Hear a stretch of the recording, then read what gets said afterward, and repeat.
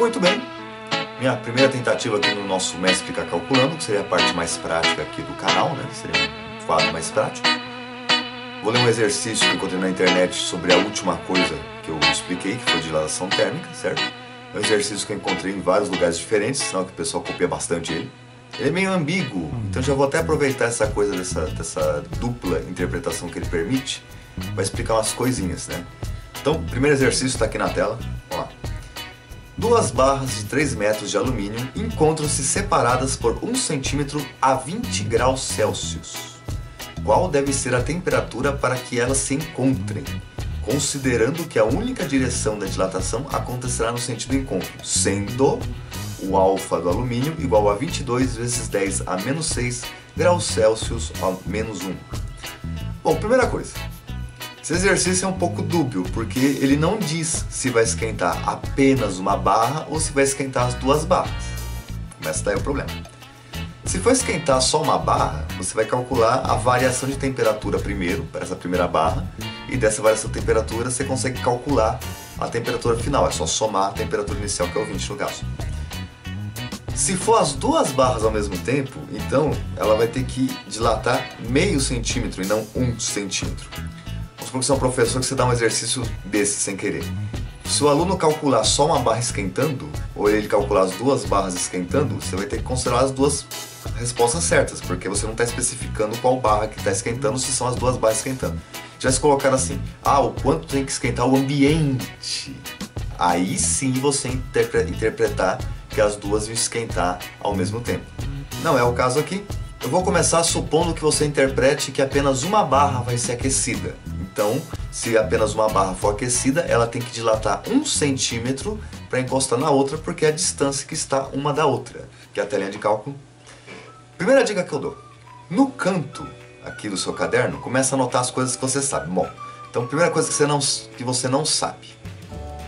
Você não sabe quanto vai variar a temperatura. Você não faz ideia. Você tem que saber quanto vai variar. Por quê? Pela variação da temperatura você vai poder somar com a temperatura inicial e você vai saber qual que é a temperatura que ela tem que atingir para poder encostar uma barra na outra. Coisas que você sabe. Você sabe que o comprimento da barra, que nós vamos chamar aqui de L0, que é o comprimento inicial antes dela dilatar, é igual a 3 metros. As duas barras têm 3 metros, por sinal. Outra coisa que você sabe é o alfa da barra. Alfa é a constante de dilatação linear, o quanto que ela dilata em linha reta, né? Em linha reta, a cada grau, ou seja, quantos metros ela aumenta a cada grau. E no exercício fala que é 22 vezes 10 elevado a menos 6. 22 milionésimos de metro, porque 10 a menos 6 é isso, é dividir por 1 milhão. Então é 22 dividido por 1 milhão. Podia ser 2,2 vezes 10 a menos 5, mas está desse jeito, vamos deixar desse jeito, que é como está no exercício. Você fez isso aqui, você separou as informações que você tem, fica mais fácil de se organizar depois, fica mais fácil você ver depois o que você tem que fazer. Aí o que você faz agora? Escreve a fórmula. Sabe que ΔL é igual a L0 vezes o alfa vezes a variação da temperatura, o ΔT, certo? Mas o que você quer encontrar é esse ΔT. O ΔL, você sabe que a distância entre as duas barras é 1 centímetro, então ele tem que variar 1 centímetro para eu conseguir encostar uma barra na outra. Tá? E eu estou aquecendo apenas uma barra nesse primeiro cálculo. O L0 é o comprimento da barra, 3 metros. O alfa tem aqui uma constante, você não é obrigado a decorar essas constantes, tá? Ou ele te dá uma tabela para você consultar, ou ele vai ter que te dar o valor. 22 vezes 10 a menos 6. Vezes ΔT. Primeiro problema que a gente se depara. Repara que aqui está em centímetro e aqui está em metros.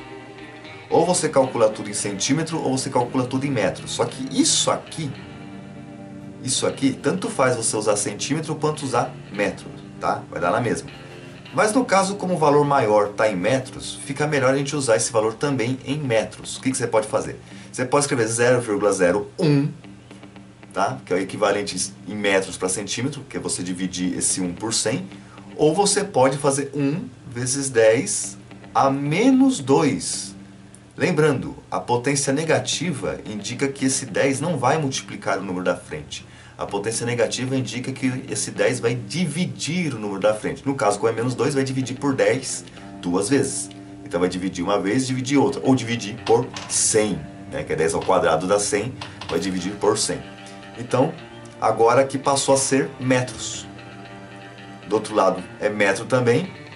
Metro com metro está tudo igual. Estou usando as duas unidades iguais, então já arrumamos essa parte. Primeira parte feita. Vamos continuar escrevendo para fazer passo a passo, tá?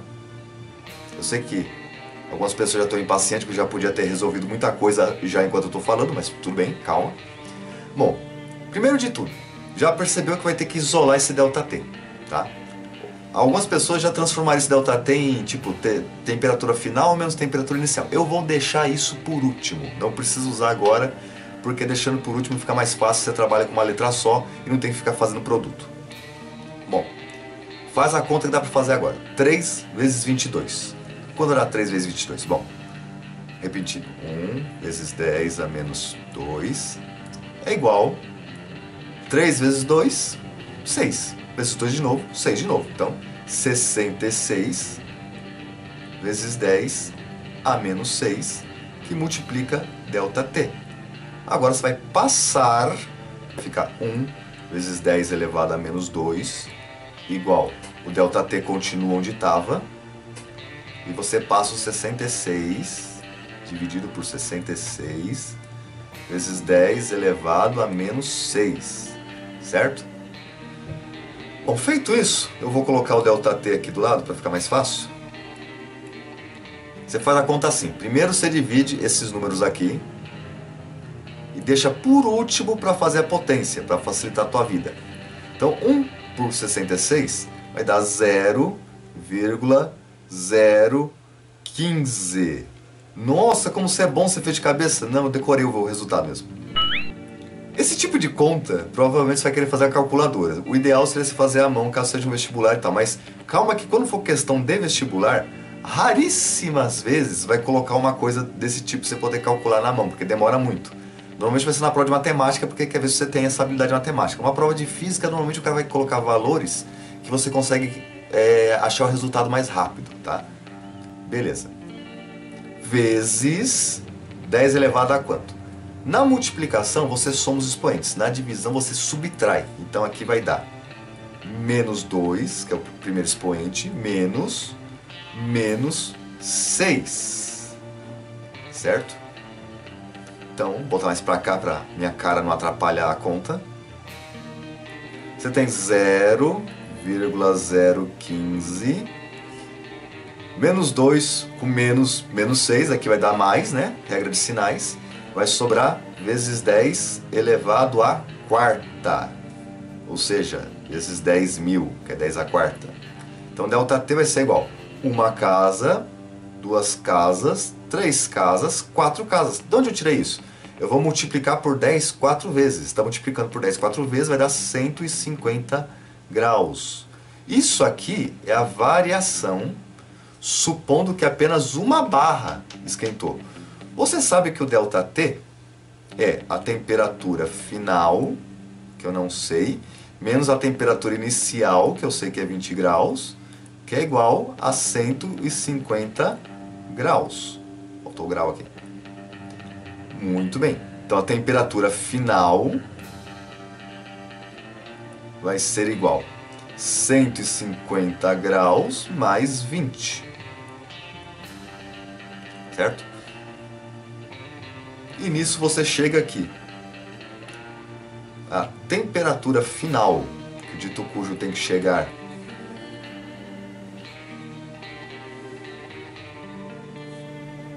a temperatura final que o dito cujo tem que chegar vai ser igual a 170 graus Celsius. Lembrando que essa conta eu fiz imaginando que apenas uma barra vai ser aquecida. E se as duas barras forem se aquecer? Bom, aí vai dilatar um pouco de um lado e dilatar um pouco do outro. Como vocês devem ter notado, essa equação é linear.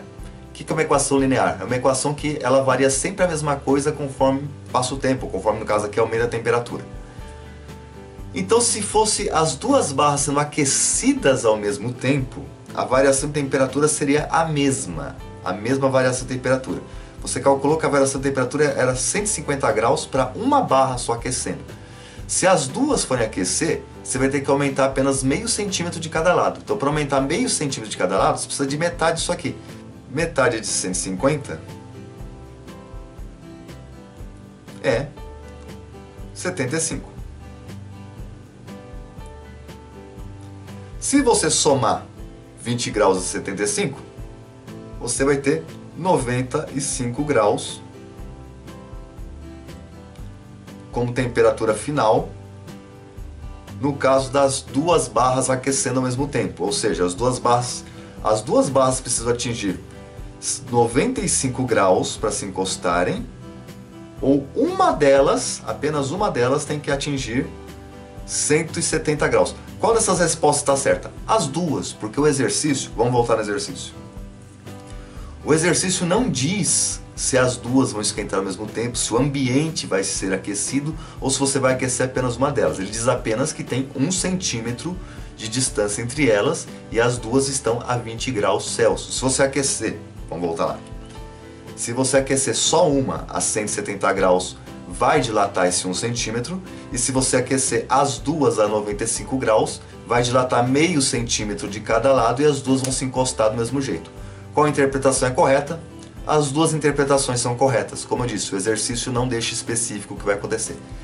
Para essa aqui ficar correta 100%, o exercício tinha que falar aquecendo apenas uma barra.